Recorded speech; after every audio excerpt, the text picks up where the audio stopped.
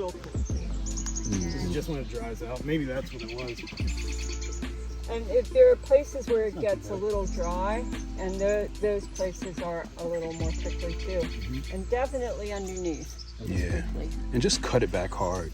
And then it'll just come up with a nice, soft, fresh foliage. Okay. Yep. Yeah. It'll flower. It'll flower again, yep. You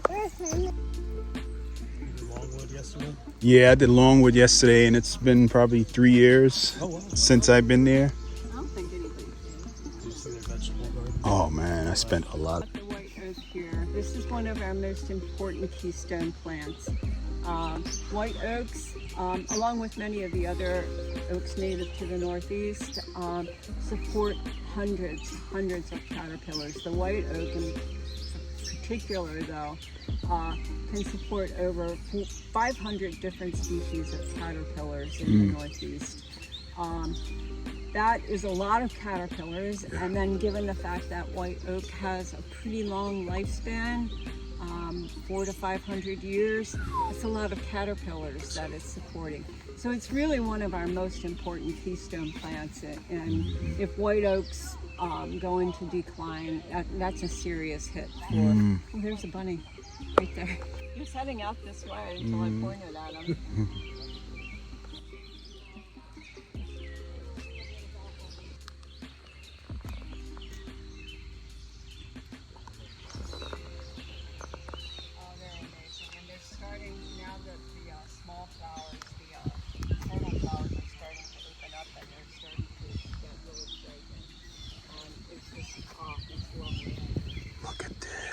So this is our trial garden.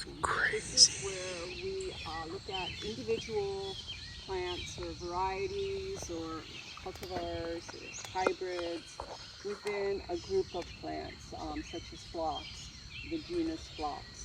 Or we look at the species Hydrangea quercifolia, oak leaf hydrangea. And we look at those individuals and evaluate their suitability for the home garden space. So this is all about what will work in the typical home garden. So you don't see any overhead water systems here. That is shade cloth over there, a watering system. Here we basically treat plants the same way home gardeners do, which is you baby them in the first year, get them going, and then they should be on their own. And native plants do pretty well with that treatment, Right. Without a whole lot of inputs otherwise, except maybe in times of drought. So what we do here is we plant them, baby them in the first trial, they are kind of on their own. And we look at things like how vigorous they are. Do they come back every year? Pest and disease resistance, the shape of the plant, flowering. And we also look now at pollinator appeal. So we'll look at flowers of phlox, for instance, or flowers of purple coneflower, and we'll see how many. We actually have volunteers who count the pollinators within a 60-second time frame. So we have data to back all of that up. For perennials is 3 to 4 years, and for woody plants 5 to 6 years. We publish a report, a trial garden report on what we learned. And we compile the data, we give the plants grades basically. The grading for echinacea, in this case, is charted here. And the top 10 contenders are printed in bold print. And those top 10 contenders get little profiles in the front.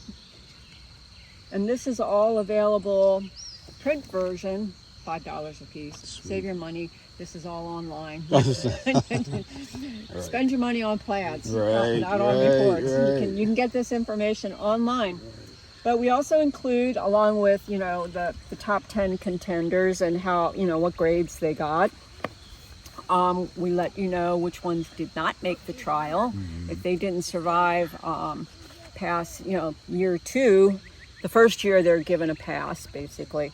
But from then on, they have to manage. So you find that out too, that certain plants just didn't survive the trial. But the other thing that we do is if we are counting pollinator visits, we give you the information on that too, the data on that. So it's really helpful if you're looking for really strong pollinators for a pollinator garden, or you're building a meadow. You want to have those pollinator plants. Good data. Yeah. So that's what we do with our trial garden research.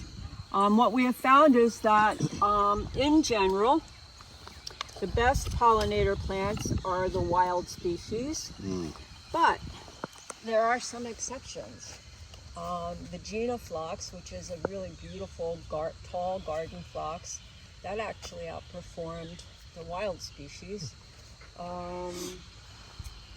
The purple coneflower, the fragrant angel purple coneflower, which is actually a white purple coneflower, Right. it was the top pollinator plant out of the echinacea.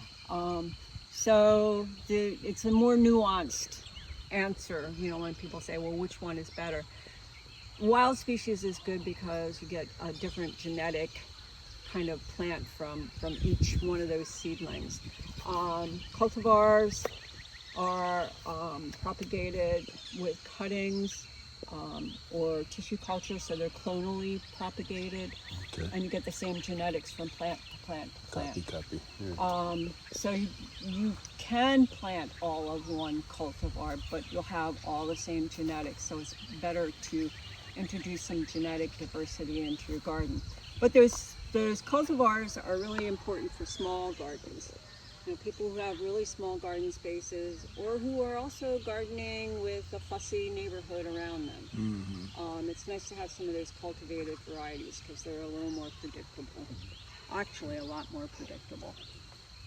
So they have a place in the garden, but choose carefully with cultivars because some are good pollinators and others are not.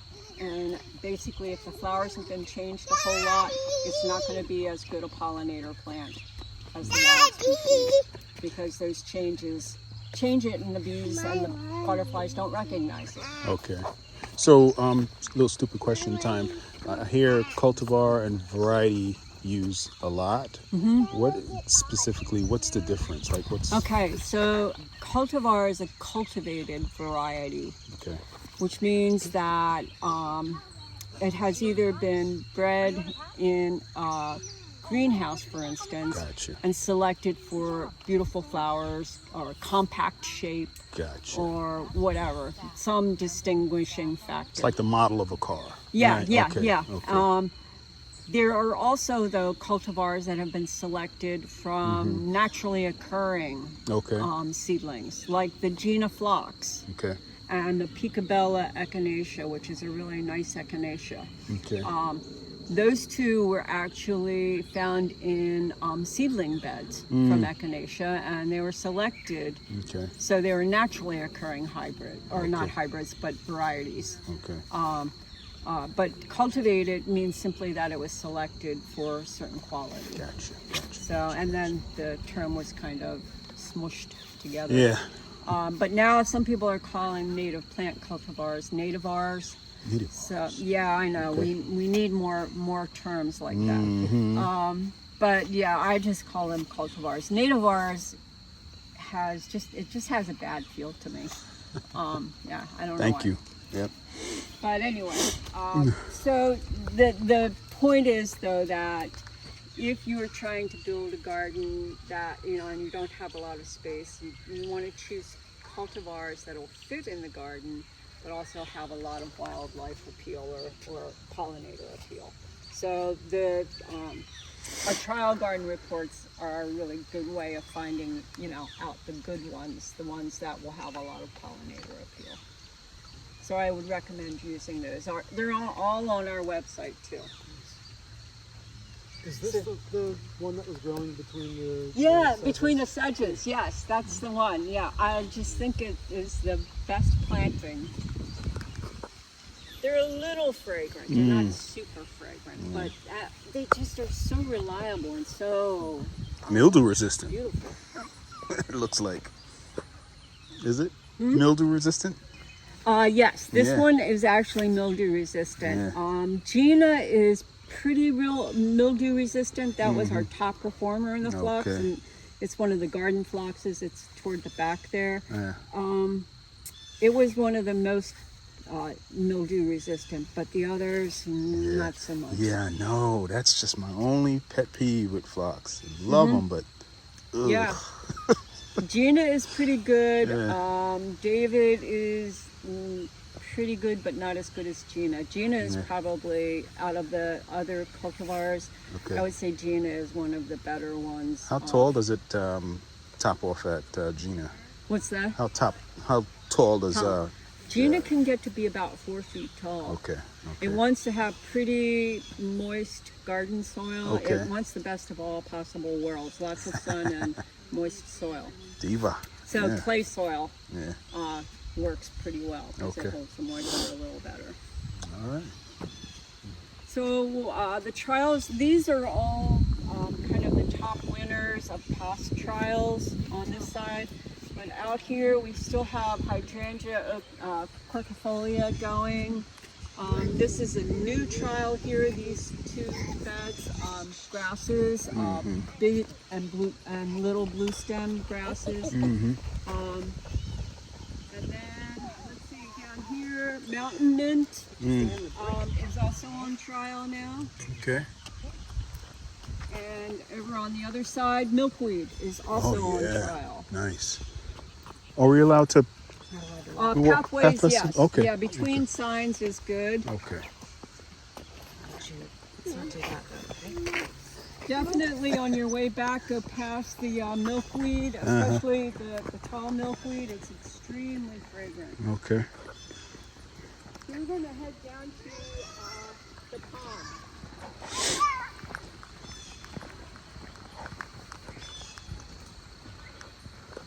So this is, I think, some 40-some different types of mountain mint, which is a really wonderful plant.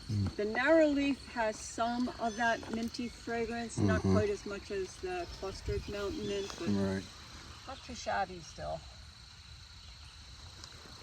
So beautiful. This, what is it, The cat? cat bells? Oh my Isn't God. that wonderful? Yeah. That's actually not a real trial plant, but our trial garden manager has it growing in his yard, and he just said, I think everybody should see this plant. so So he brought it Yeah. in. So just It's like a nasturtium and eucalyptus. Had a eucalyptus. baby. Yeah, that's what I was Yeah. trying to. I couldn't remember the name. Yeah, exactly. Yep. Baptisia. But it's one of the Baptisia, which you also can see a little bit of in it.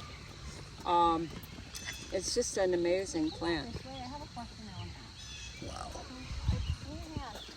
So yeah, if they did anything, they might not have. That's so It just cool. might grow densely at the Yeah, bottom yeah. and then just keep kind of climbing over itself to like a wall. continue. Yeah, it's really nice. I have not seen it flower though. So yeah. Yeah.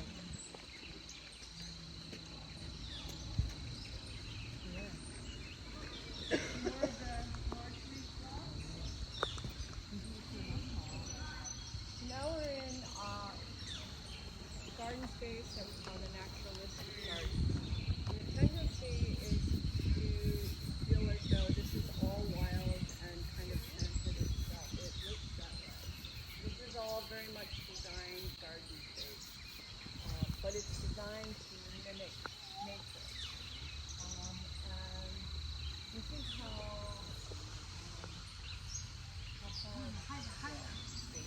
they grow very densely apart, so that you have lots going on the ground.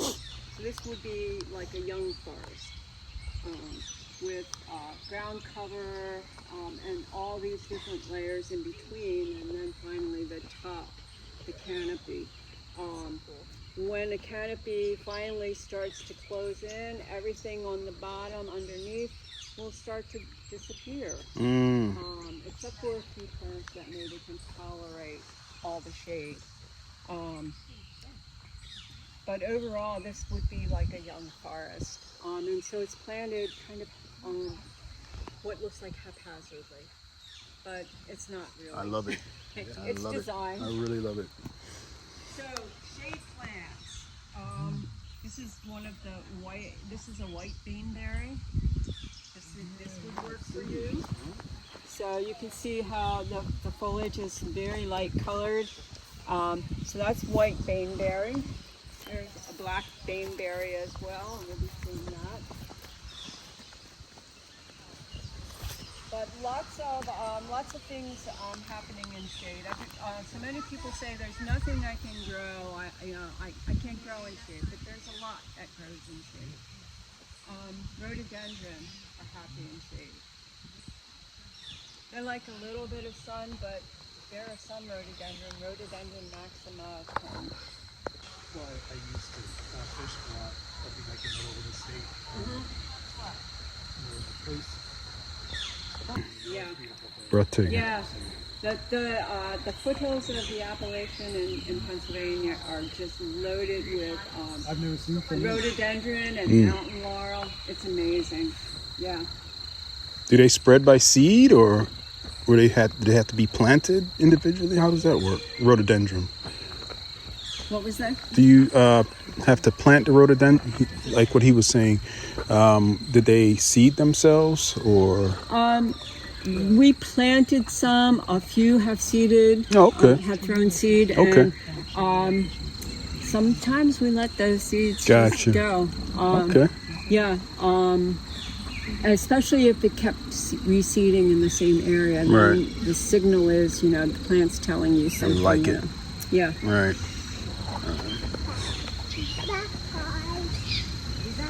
For rhododendron and mountain laurel and azaleas, because it's going to drain away, for one thing, everything here. Love This the flower plant, on that. that's Spigelia marilandica, also called Indian pink. The roots are, I believe, pinkish. Wow. It does really well in shade, does really well in sun. If it's in sun, it definitely wants to have fairly moist soil.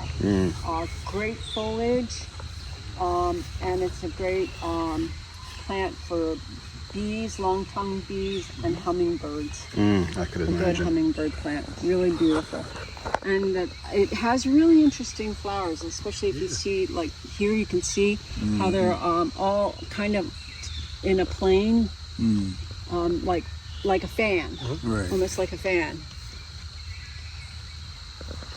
So if you want to do well with this plant, you want to just make sure you put some compost down, like after you plant it, just cover the ground with some compost, and that'll help kind of give it the soil that it wants, and let the leaf litter lie. Does it spread by seed, or how do you plant by clumps? You divide it? It spreads kind of widthwise, Okay. but also by seed. In fact, okay. the seed is dispersed ballistically, more or less. It shoots it. So if you are working around this plant when it has gone to seed, I would wear safety glasses. Because it's explosive. really quite ballistic. Yeah. There's a scary weed in the early spring that does that. I don't remember the name of it, but yeah, you just tap it. Oh and yeah, boom. yeah. And I'm like, I forget what that one's called too. Yeah. I think I always called it pepper grass because this You got to get it before them seeds get there. Yeah. Yeah. Impatiens, the native impatiens, jewel weed, also ballistic. Okay. So yeah, and that one's really pretty. It blooms rather late in the season. Very nice though. So this is goat's beard. That's a great structural plant. I love the flowers on that. Yeah, it's nice, isn't it? Yeah, it's gorgeous.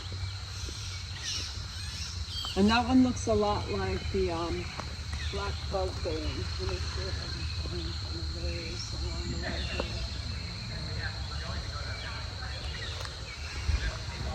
Where the goat's beard is more shaggy, Yes. hence its name. Yes. This is a little more elegant it in the is. flower. But this is black bug bane, and these will open up and be kind of like white candles.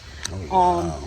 You can see too that you have, some selections of lilies. The Canada lilies are here, further up that way, and we might see some on the way down the path down. Turk's cap. Yeah. It's that sustainability. Nice ground cover plant here. This is crested iris. Blue usually. That's a great ground cover plant. And over there, our native Pachysandra, which is also a really nice plant. So you're not just you're not just stuck with the Pachysandra that is the Japanese Pachysandra. So in the along the way, we also have some native clematis. It's gorgeous. This is one of them. This is a leather flower. And if you feel the flower, you can see why it's called leather flower.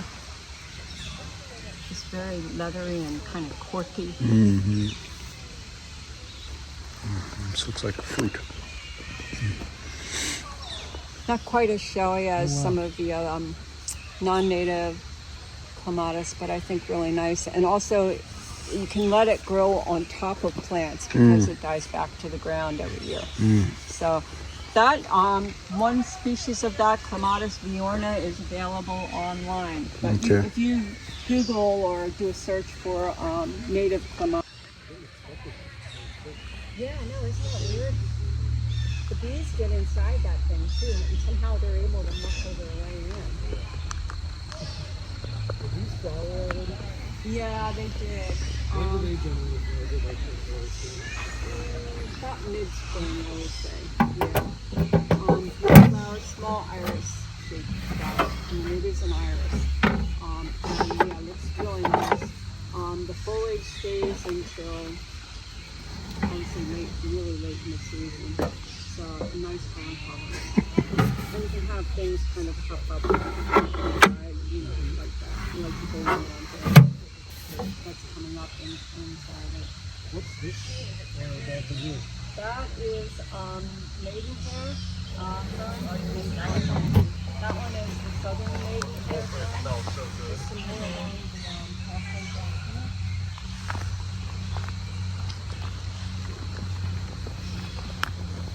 here. Or sometimes called seersucker sedge.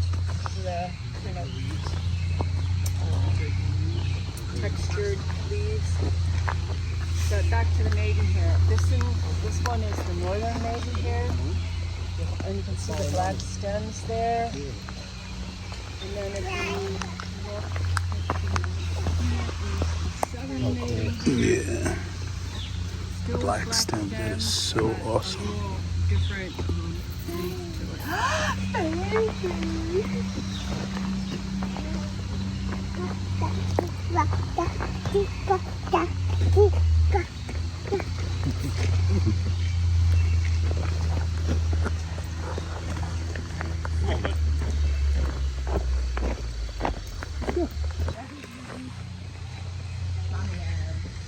What are these?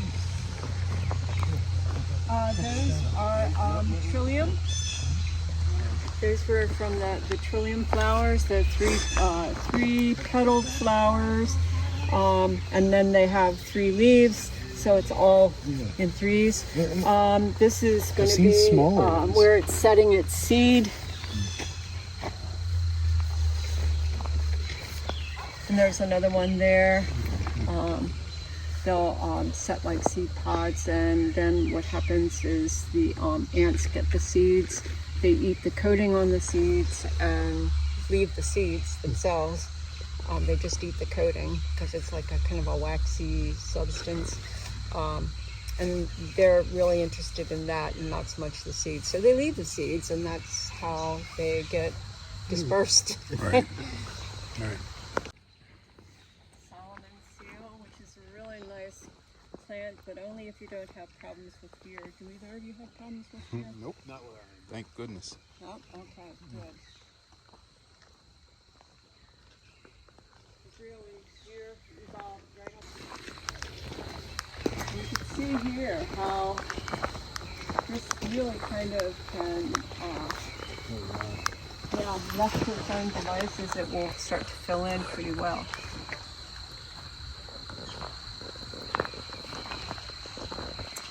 This area here is one of my favorites. I just think it has so many really lovely textures and things going on with the rocks, the moss, the lichens, ferns and whatnot growing. Just a really pretty scene.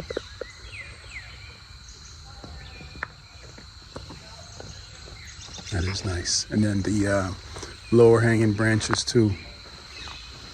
What's that? The lower hanging branches. Yeah, the dogwood with those low branches that just kind of it's reach out nice. and then stretch up again.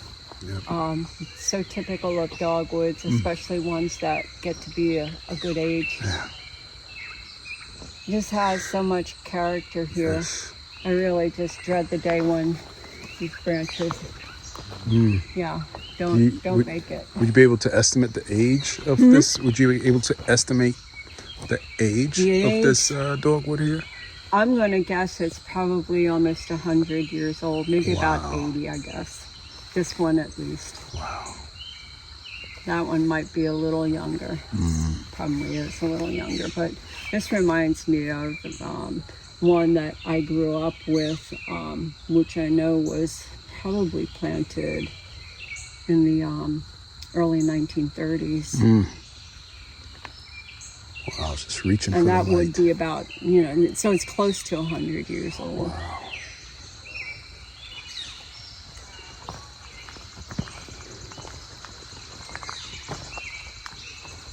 This is a really nice combination too, with that pale lavender and the really rich red. It's a good combos. Yes. Yeah. But it needs that very moist, fertile soil, though. Yeah. Yeah. Really good drainage, but there's so much organic matter in this soil that, yeah, it's very spongy.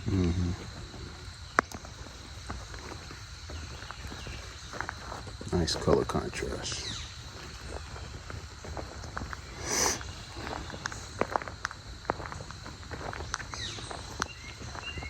And some nice old rhododendrons too.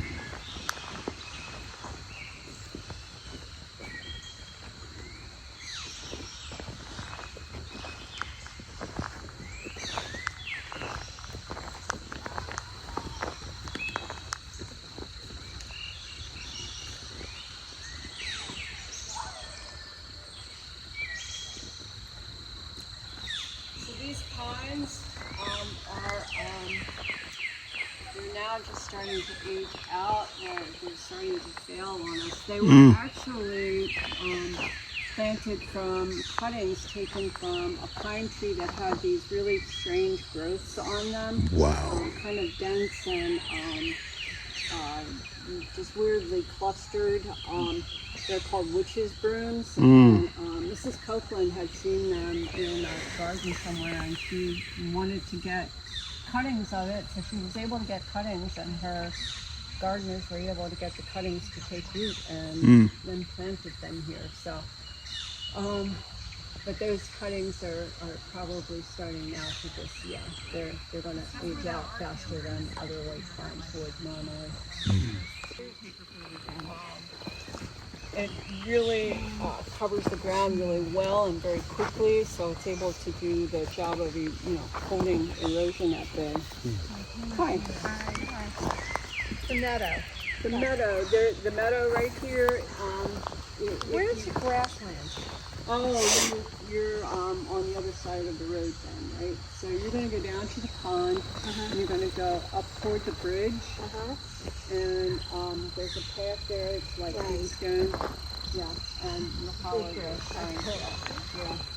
It says trail. So there's one more plant along here that I want to show you. Look how tall this hydrangea is. I show it to people because I think it has a lot of really nice qualities. One is it's very fragrant foliage. You rub it, especially on the underside of the leaf, it just has a really lovely scent. And this is called This is called the Florida anise tree. Florida anise tree. It's kind of in between a large shrub and a tree. I'm not getting the figure. Not, try some of the older leaves, the real dry looking ones, and yeah, the underside of the leaf is really where the oils are. Oh yeah. Yeah? Yeah, the older one. Yeah. Yeah, yeah. Wow. Yeah, isn't that nice? Yeah. Yeah. Is this anise? Like anise? No, 'Cause no, I'm no, looking this at is the- just, Like the little seed pods. yeah, the seed pods are like little medallions. There's some of the Smells older really ones, the Good. the, It's dry like ones for a from cologne last or year. something. When they're Yeah. still green, they're almost kind of entire. They're not so star shaped. They're more like a medal almost, or a badge. But they're green and they're kind of thick, like that, only a little bigger. It's going to get to be about 1.5 to 2 inches wide and about 1/4 inch thick. Very kind of quirky and fleshy, but really pretty. The flowers on this are dark red. They are shaped like that seed pod back there, star shaped. Little star shape. Yeah, so looking almost like an anise star, like that herb. And this is a great deer plant. I pointed out because at some point you may have problems with deer. This is one of the plants that deer don't like and will not eat, and it's because of that fragrant foliage. Gotcha. So plants with fragrant foliage, plants that have fuzzy foliage, and ferns. Those are all pretty much deer proof. Okay. In the event that you ever need to know that. You know? So I've probably indirectly deer-proofed my property. I have a lot of catmint and Herbs. agastache and just things that, because I love fragrant Yeah. foliage. Yeah. So I probably just did that and even really was not even really thinking about it. Yeah. Deer don't like herbs too Yeah. much. I suspect if they were starving, they might. They nibble probably on would, them. yeah. Yeah. But they'll also nibble on things that are really, toxic. And yeah, I think they only nibble once on stuff like that they don't like, and then they kind of move on, hoping to find something else. Yeah. To, Look at this what you beautiful. wanted the path to do was to take you in contact with the plants. We also wanted it to kind of open up into a beautiful area. What is this 3-lobed plant right here? This is blue cohosh. Blue cohosh. The berries are going to turn blue. They're not edible at all. They're quite toxic, actually. Okay. But I think parts of this plant are actually used by midwives. Oh, wow. Yeah, for the old. I mean, it's one of those old kind of. Anesthetic, or not an yeah, anesthetic, but I think it's more of kind of to promote labor. Yeah. So Wow. yeah. But yeah, it does have some toxic properties as well. It's gorgeous. Yeah, it's really pretty. When the berries go blue, they look like blueberries, and I have to tell people, do not eat them. don't They're eat 'em. not blueberries. Oh boy. Richwood. I think it's also called. Yeah, it does have hydrangea-shaped leaves. Yeah, I'm it's trying like to an think of what the Annabelle other name almost. for it is. And I don't know the scientific name, I'm sorry to say, but I think it's called Richwood. And it does look a lot like a hydrangea. But if you look at the stems, they're very fleshy. Whereas hydrangea stems will eventually Woody. get woody. True. Yeah. True. But this dies back to the ground every year. It's a really nice ground cover. Trying to think, the flowers more like Oh, flowers, bonus. kind of like viburnum flowers, like a panicle of tiny flowers. That's a bonus, yeah.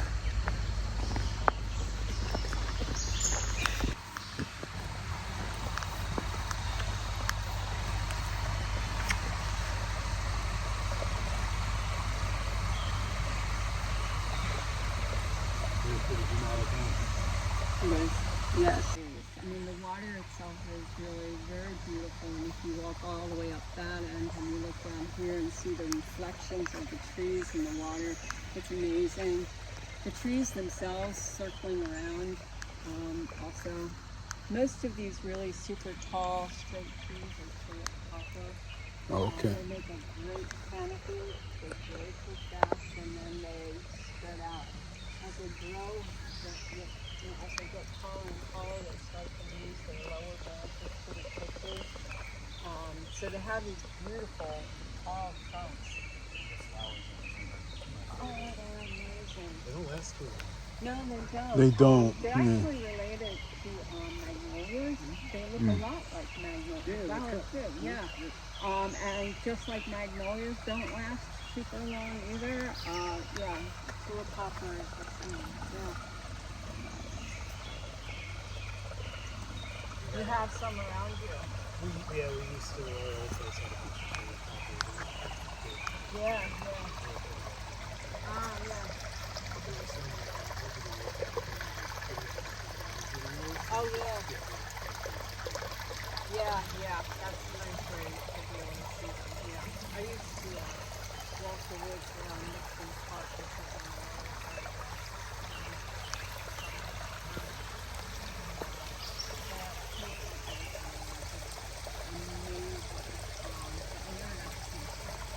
Until they're all around.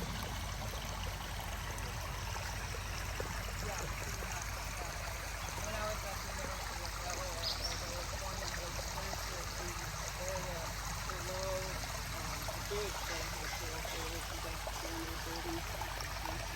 And I could see them. Tulip poplar trees.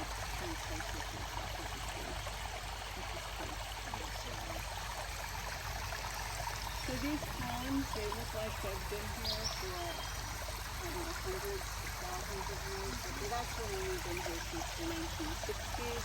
And this is pictures that they did.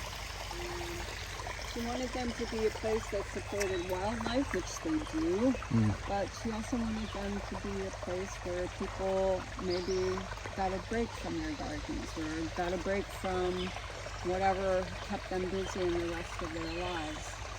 So lots of benches down here, spaces where when the grass is dry you can have picnics. And yeah, it's a nice area. It has lots of bird song, which tends to make us all feel ever so much better. Yes. So yeah, it's a great place to support wildlife, but also human life as well. Not so wildlife. Well, kind of wild. You kind of need this. Yeah. Oh my goodness. So, so this is the end of our destination, Oh. or the end of our tour. Do you have any questions about anything? Is this a naturally fed by It is spring not or is it actually. by system? It's a good four-built question. ponds. They recirculate the water. The water originally comes from a well. We let this kind of go during the winter, and the water would go down. But when we get in real dry spell, the water will go down, and we sometimes do add a little bit of water from the well. But it generally just gets like this. Sometime in the summer, not anything. It has quite a bit of wildlife going on. We just got done toad migration. We had a lot of toads reproduced here. So lots of toads migrated out of the valley and stuff. We have a couple of bullfrogs in the area, a couple of places where they'll kill some and splash. We have turtles that basically sun themselves on a log that's up on the largest of the ponds. And lots of fish. Doesn't take them long to find the water, does it? No. And actually what they do is the turtles, for the most part, congregate down here. They're painted turtles and they do swim. But when it comes time to lay their eggs, most of the time they go up to the top of the meadow and lay their eggs there. They do that right about now, actually. And then in September the eggs hatch, but the turtles, actually, the baby turtles, stay up in the nest until April. And if we're, like in the 1960s, the pond might have frozen then. by then, April, the pond will be thawing out in the baby Wow, isn't that birds will come something? down. So they come Wow. back down in the spring after spending the winter up there. It's just kind of living off of whatever was in the eggs and their fat reserves when they're born. They have enough fat reserves to keep them going. Fish up there, we have smallmouth bass, bluegill. I think there are a couple of other types, but those two come to mind. So does this trail wrap around the pond and all the comes way back this around. way? Okay. Up there, it goes all the way around, but then up there also, it gives you the option of going away from this last, this pond number 3, and then toward the trails or up the hill through the meadow. Okay. So you have some options there. There is a 4th pond past that bridge. It's one of the smaller ponds down below and kind of tucked away out of view. All right. But you are welcome to walk the trails. Or whatever. There are a couple of ways to get back up to the house. Pretty much up this way is to the house, whether you take the trail down that way or up this way. And out that way is toward the natural lands. Okay. Thank you so much, Kate. Okay, it's been a thank pleasure. you. Thank you all for coming. I'm not sure where you're I don't know. They're somewhere. All right, nice meeting you. Have a good day. All right, you Enjoy too. the rest of your visit. All right, thanks.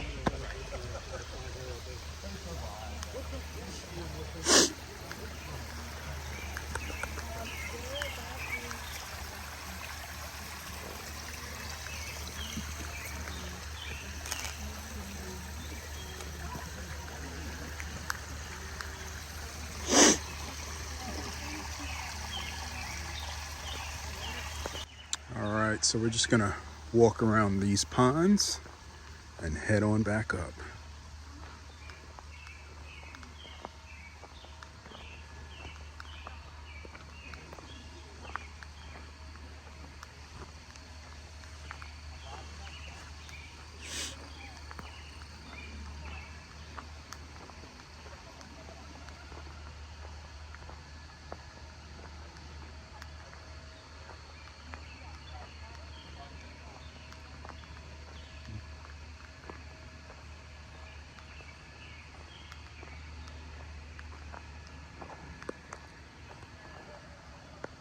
Well, guys, this is the end of the Mount Cuba expedition.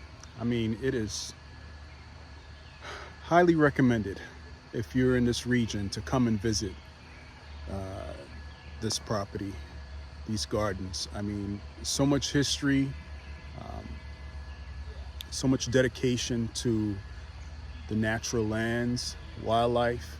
Even though a lot of these plants were planted, and the gardens are orchestrated, but it definitely feeds to the wildlife in this region, in the Piedmont region. And there are so many species of plants that are so vital, or so critical to the native wildlife here. All right, guys, see you on the next one. Hope you guys enjoyed. Still see a few here and there, but most of them have either not made it into the woods or up in the woods. Okay. Yeah, but keep an eye out. Yeah. You might see a little one.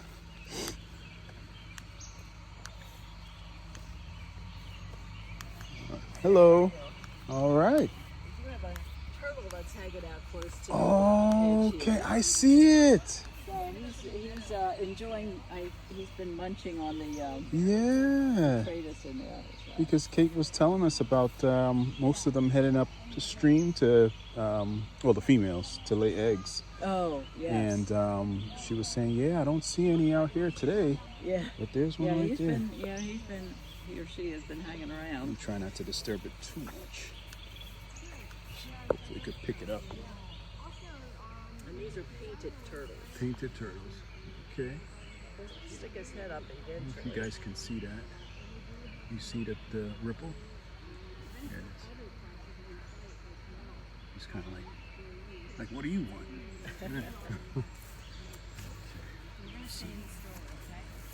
We have the bluegill, painted. Is that what that is? It's a pumpkin seed sunfish, Okay. and he's protecting his nest. Oh. The males protect the nest. Oh wow. Every Okay. once in a while, another fish will come close, and he'll go after. Get out of here! Really? Very territorial. Okay. Yeah. Well, I mean, obviously. Yeah. Yeah. Right. Yeah. Okay.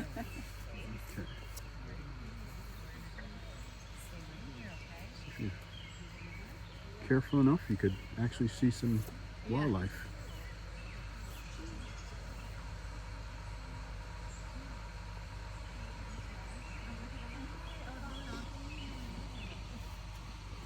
So we're just gonna kind of take this path around this pond and head on back.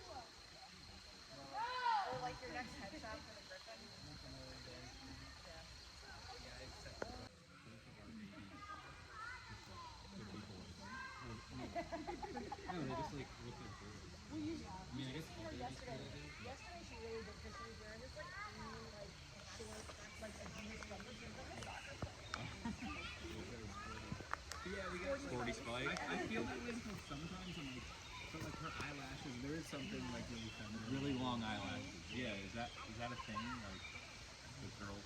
Oh, man. Is it? Okay. I can't imagine.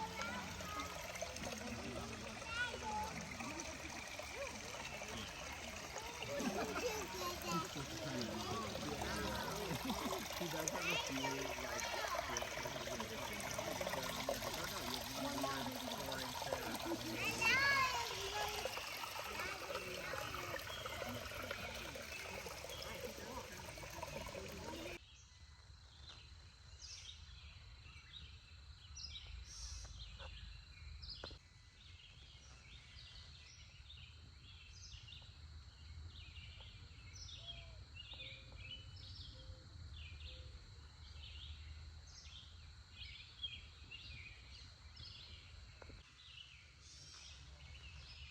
I didn't think these can grow in the shade.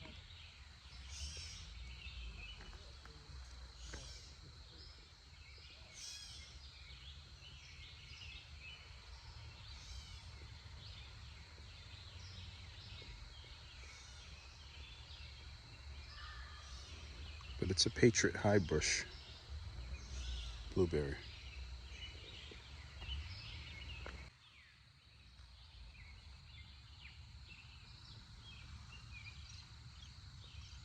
It's been Chelsea chopped.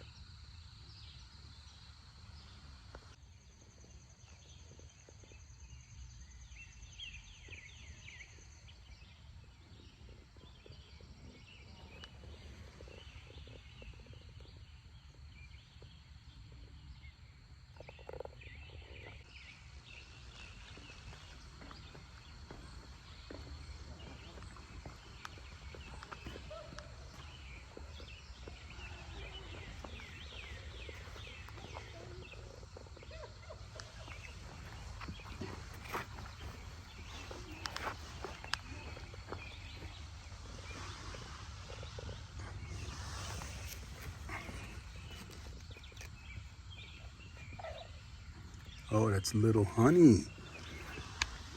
That's that foliage color. Little honey. Kind of has the same habit as a peewee.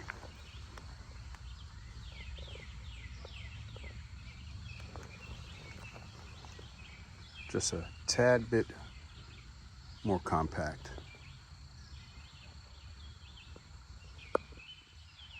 Okay. It smells so amazing in here.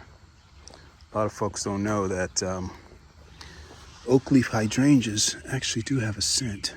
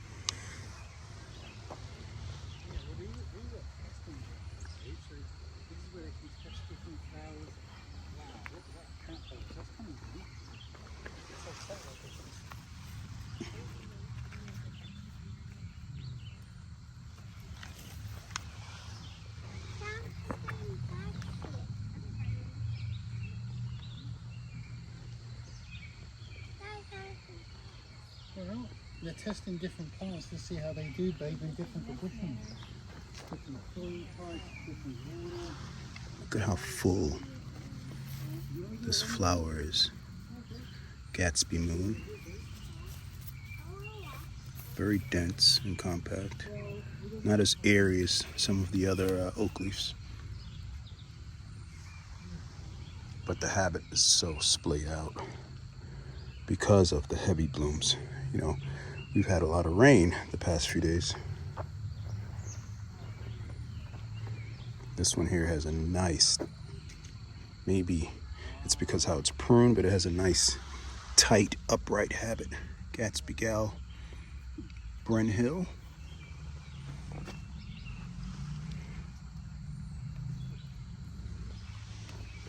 But look at that growth habit.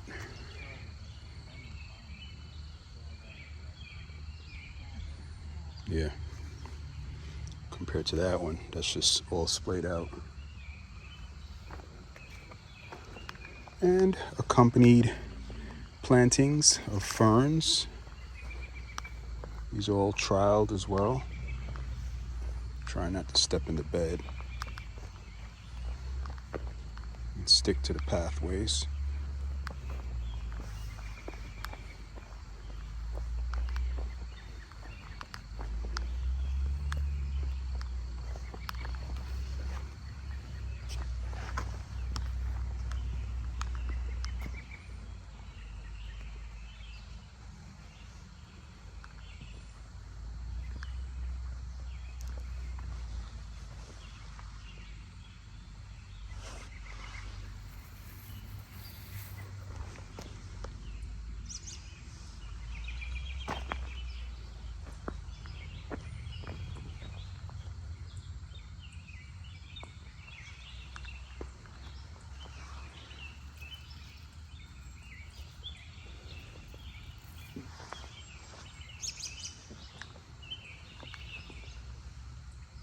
Different cultivars of ostrich ferns.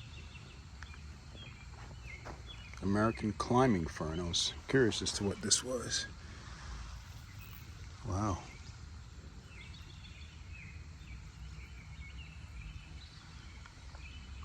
Interesting.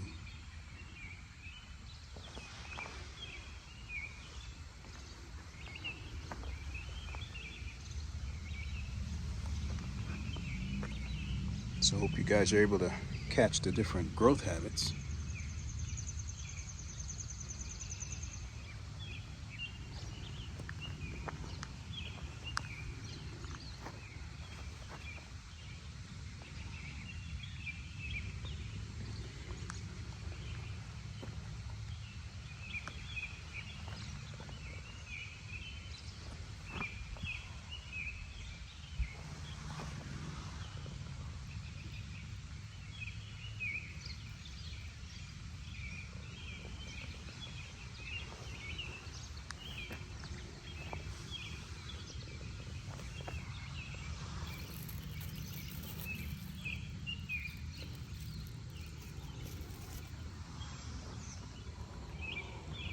Just goes on and on and on and on and on.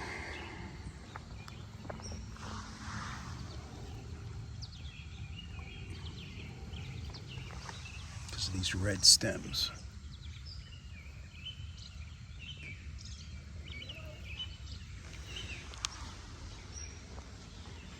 Love the habit. Frizzalea, common lady fern.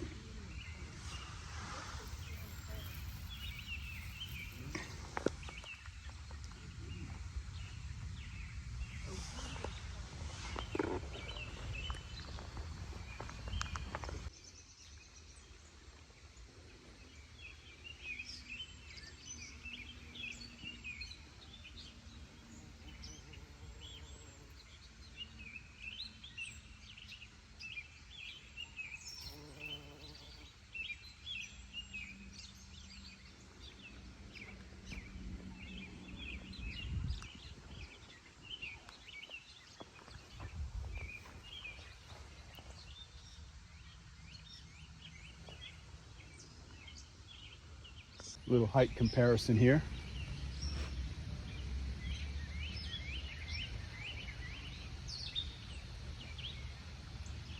5'9", by the way.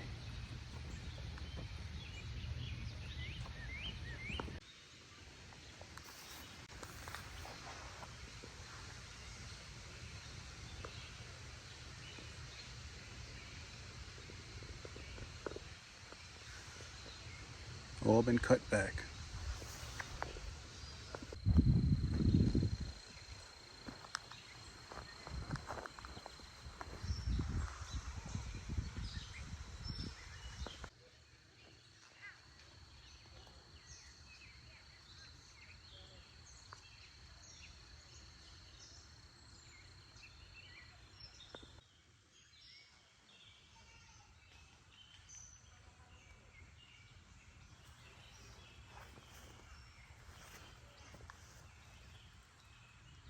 All right, garden friends, this is the end of the road for my little trip up into the Brandywine Garden Valley. So I'm just wrapping up my tour of Mount Cuba and heading on back to Maryland. Thanks for hanging with me on this quick episode. See you on the next one.